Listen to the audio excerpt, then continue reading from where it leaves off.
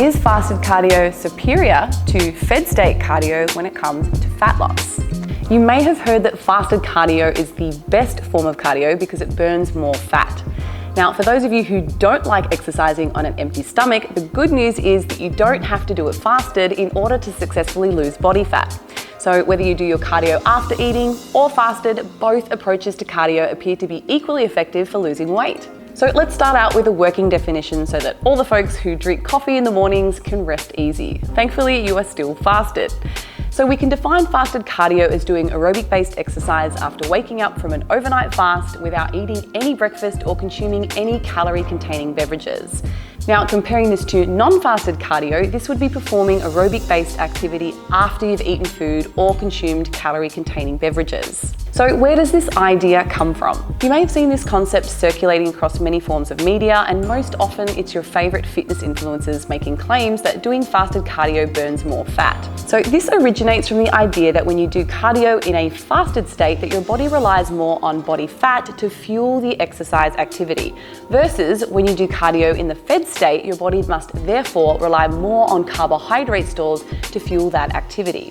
It has been proposed that if you were to do this day after day, over time you would burn more body fat because you're doing your cardio in this more fat-burning state. Well, unfortunately, those people are wrong. And as you probably know by now, I like my facts straight from the research.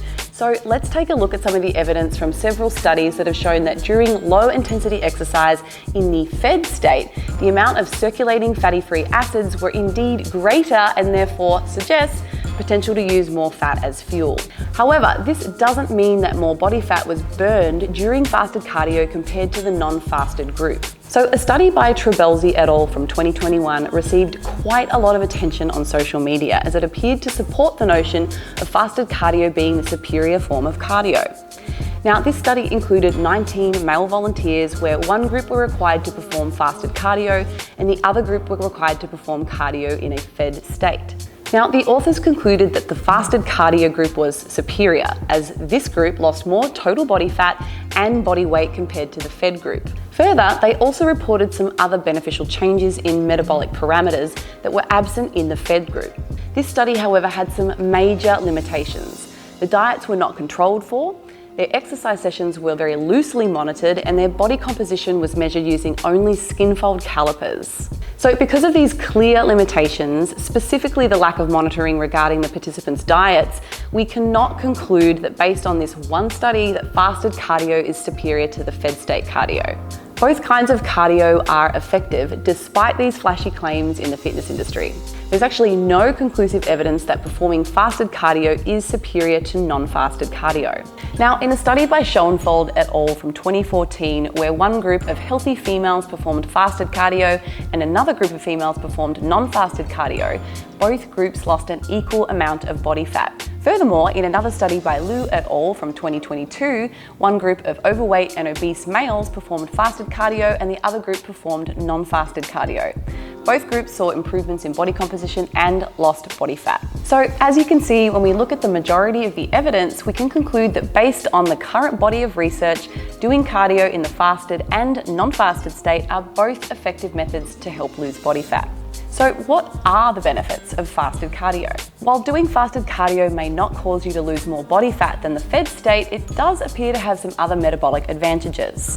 In 2 studies where individuals did fasted versus non-fasted cardio, whole body glucose tolerance, reduced fasting insulin levels, and improved insulin sensitivity were observed in those who did the fasted cardio. So these findings are especially helpful for anybody with diabetes or pre-diabetes, and for those who might struggle with their blood pressure. Further, improving these biomarkers can significantly reduce your risk of cardiovascular disease, amongst others. Furthermore, if you are short on time, or if you are like me, someone with a sensitive stomach, you may subjectively feel better exercising on an empty stomach and perform better without that discomfort of a heavy meal sitting in your stomach. So doing fasted cardio isn't going to burn more body fat than performing cardio in the fed state. So what are my main takeaways? Well, doing fasted cardio isn't going to burn more body fat than performing cardio in the fed state.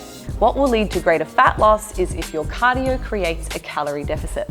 Doing fasted cardio may have other positive metabolic outcomes that may be beneficial to certain population groups, such as obese, pre-diabetic, and diabetic individuals. So, depending on your personal preferences and lifestyle and what may be more convenient to you, either approach of cardio may be included in your exercise routine.